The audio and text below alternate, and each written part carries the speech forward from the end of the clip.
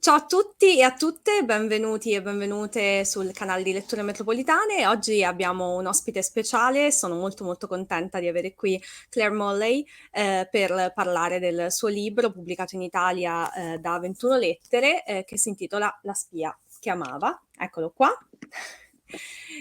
Ovviamente anche lei mostra la sua copia. Hi Claire, yeah, the original one. Hi Claire, how are you? I'm very good. Thank you for having me on your program. Ok, thank you so much. La spia che amava è una storia molto particolare, è la storia di una donna, Christine Scarbeck, che poi cambierà nome durante la sua vita e si chiamerà Christine Granville, che è stata una delle spie più importanti e più conosciute e più apprezzate della storia.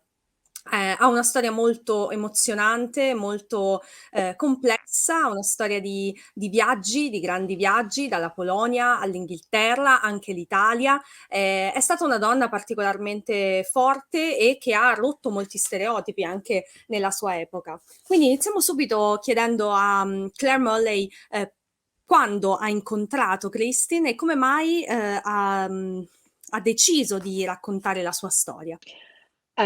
Well, I fell in love with it because it's impossible to do anything else with Christina Skarbek. So I first came across the story. I'd studied Polish politics as part of my first degree, and I'd just finished my first book, and it had done, it actually won a prize. And I thought, okay, I finally found something I can do. I wanted a new subject, but I wanted to move to the Second World War. My first book was touched on the First World War, and there was no one left to interview. And I wanted to interview some of the veterans who knew and remembered someone. Okay. And I came across the story of Skarbek, and it appealed to me because of her character. You know, I am a feminist, and I feel very much that often when we hear about women in the Second World War as special agents or in the resistance, it's in very romantic terms. And this was a woman who should be remembered, not particularly for her beauty, although she was beautiful, but because she achieved so much for the Allied war effort. And I think hopefully this book will enable us to reevaluate the contribution made by many women like Christine. What's your relationship with Christine? Do you have something in common with her? Not a lot. You know, sometimes I give a talk about her and a gentleman might thank me and say, thank you very much, Christine. I have to say, no, I'm Claire. I'm really different to her. She was so incredibly courageous. In fact, once I was doing some research into her life. I was in Warsaw with a friend of mine, a Polish friend, and he was staying with his aunt, and I was staying in actually the apartment belonging to the son of one of Christina's many lovers. And I came out of the apartment in the morning, and I walked out into a Wehrmacht unit, a World War II German land unit, in the street in Warsaw Old Town. And I was just absolutely terrified. I didn't know what was going on. Some man came running up at me from his motorbike with a handheld machine gun and started pointing it at me. I was nearly in tears. And then my friend Maciek came around the corner and said, oh, I'm so sorry, Claire, I didn't realise, but they're filming for a World War II TV series and you've just ruined the tape by coming out in your jeans. So that was why they were so annoyed. But of course, they were talking in Polish. I didn't understand.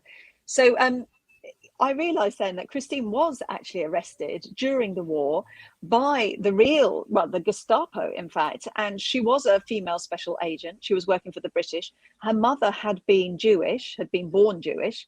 So they would have tortured her terribly. She was arrested more than once and she did suffer interrogation, but she never spoke. She was so courageous, and it really brought home for me her blunt courage. So no, I don't have a sense of direction. I'm not courageous enough. These women were remarkable. Il libro è pieno di dettagli e anche di fonti storiche, di documenti, di riferimenti, e vorrei chiederle come ha lavorato a questa raccolta di documenti, a questo lavoro di archivio che sicuramente ha fatto. Yeah, I went out to Poland. I spent quite a lot of time in the National State Archives. They very kindly helped the director help me sort through things, and obviously as my friend was translating everywhere. Also went to her family home, and he managed to get the key so I could go inside. It's all boarded up, but we could go inside, see her old rooms, that sort of thing. We found her, everything from school certificates to medals. It was absolutely extraordinary, and some of this stuff has never been brought to light before. But I also went elsewhere. So the British Archives, because she served directly for Britain, there's a big file. And I applied under the Freedom of Information Act and got out these papers that have never seen the light of day. And I even went to France as well, because she served in 3 different theatres of the war, but including in France on the French-Italian Alps, Yeah. the borderlands. And I met a couple of veterans from the French resistance who remembered her and had served alongside her, so I could interview them as well. So it's a big, rich mixture of material. Yeah. Claire è stata recentemente ospite dell'ambasciatrice polacca in Italia, Anna Maria Anders, che ha voluto incontrarla per parlare ovviamente della storia di Christine. E vorrei chiederle com'è stato questo incontro e come si sente in generale rispetto a come è stato accolto questo libro. Well, it's been absolutely fantastic. It was a real privilege to meet Ambassador Anders. Her father does feature in the book, La Spia ci amava. And it was wonderful to hear her talking about her father herself, and to be able to ask a few questions, because, of course, I mean, there is so much to admire in General Anders, the people that he brought out who had been in Soviet captivity. He himself had been treated badly in Soviet captivity and was released, and brought this army all the way around to serve the Allies again. And a lot of women went with that force as well. So it's wonderful to have the opportunity to gather some more of the women's stories. And the reception of the book has been fantastic. You know, I mean, it's done very well in England. It's been translated into quite a few languages now. And coming out to Italy, and we had interest from I did a big interview for the national TV channel, Anna Maria Anders, of course. It was wonderful to meet her.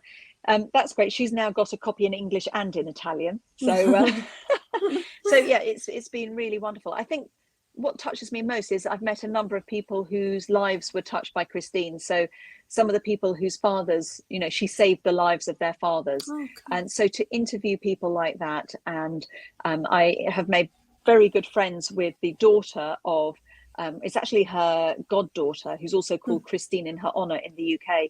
And they're so pleased that her story is now being recognised, because, of course, it was kept hidden for many years after the war.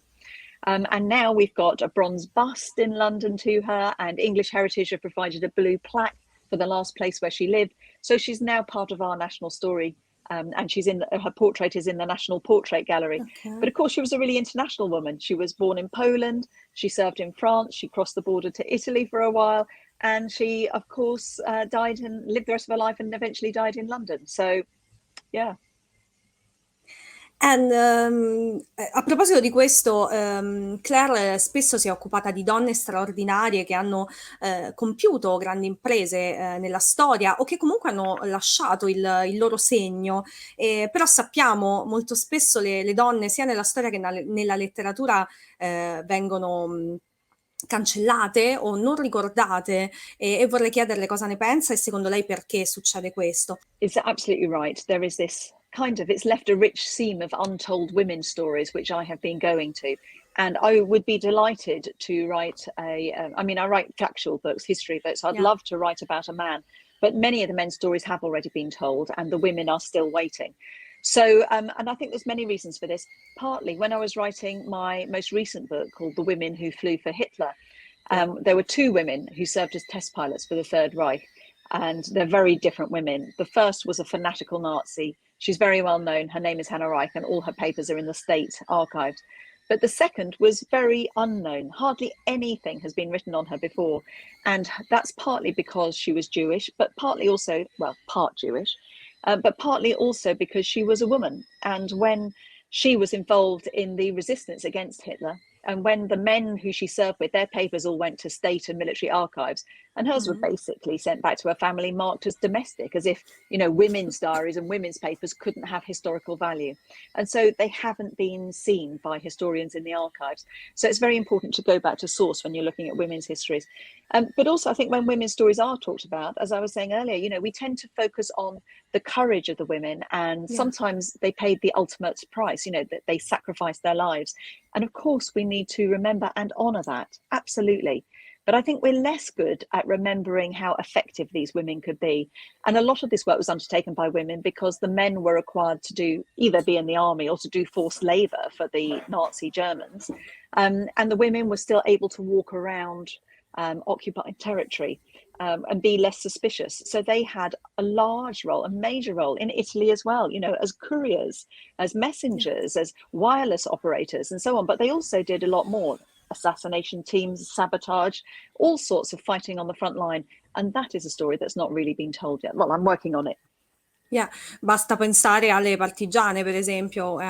E vorrei chiederle adesso se sta scrivendo qualcosa di nuovo o se qualcuno degli altri suoi libri arriverà in Italia. Well, Quindi- I hope so. Please, if any publishers listening, I'd love more to come over. There is only Spia C'è Amava at the moment in Italian, but I very much hope some of my other books. I've got 3 books out, and I am working on another one at the moment.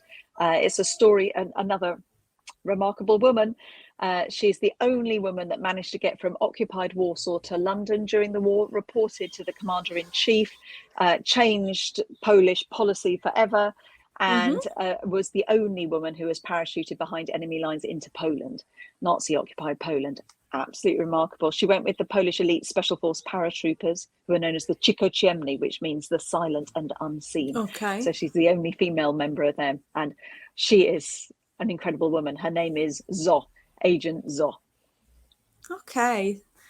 È molto affascinante che, insomma esistano queste figure e ora le chiedo se è difficile trovare notizie di queste donne, perché ne abbiamo parlato di quello che ha studiato per scrivere il libro su Christine Skarbek. It is difficult. I mean, there's an archive in her name in Poland, but in a beautiful small historic town called Torun.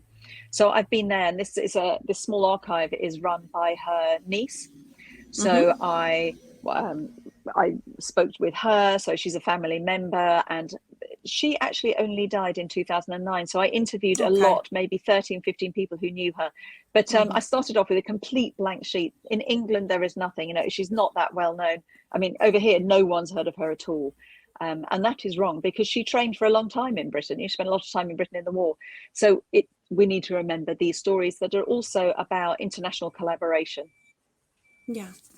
E vorrei segnalarvi anche il nome della traduttrice. La traduzione è di Valeria Cartolaro, perché mi sembra anche giusto, insomma, fare riferimento ai traduttori. L'ultima domanda è su letture metropolitane, perché noi di letture metropolitane ci occupiamo di lettura in mobilità, di lettura in viaggio, e mi piace sempre chiedere alle nostre ospiti, ai nostri ospiti, se ci sono dei libri, uno o più libri, che loro considerano particolarmente adatti per la lettura in viaggio.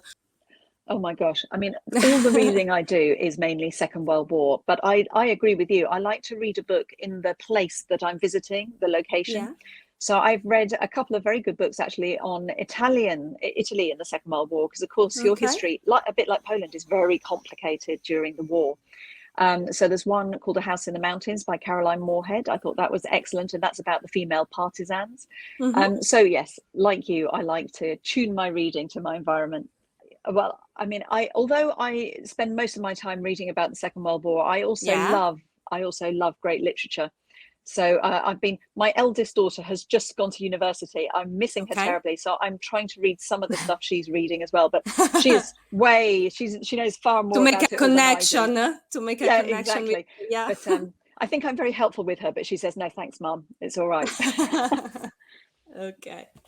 Thank you so much, Claire Mulley. Grazie. Questo è il suo libro, La spia che amava, pubblicato da 21 Lettere Edizioni, che ringrazio ovviamente per avermi aiutato a organizzare questo incontro. E ora le chiedo se tornerà in Italia nel prossimo, ha in mente insomma di tornare in Italia. Not yet. COVID is so difficult, and now we have the new strain. But yes, I'd love to come back. My husband is a sculptor, and he's won the Venice Art Prize and the Rome Sculpture Prize. So we love Italy. So yes, I very much want to come back. Ok. Thank you so much, Claire. Oh, thank you. Grazie mille, a presto. Grazie, Millie. Thank you for talking with me.